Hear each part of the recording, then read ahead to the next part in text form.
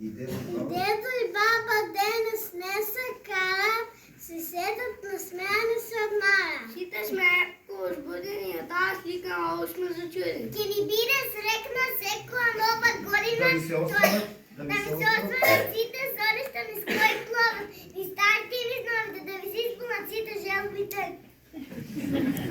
Елката ни е супер украсена. Айде, рогачи, да заиграме колелката и да посаркаме желба. Айде.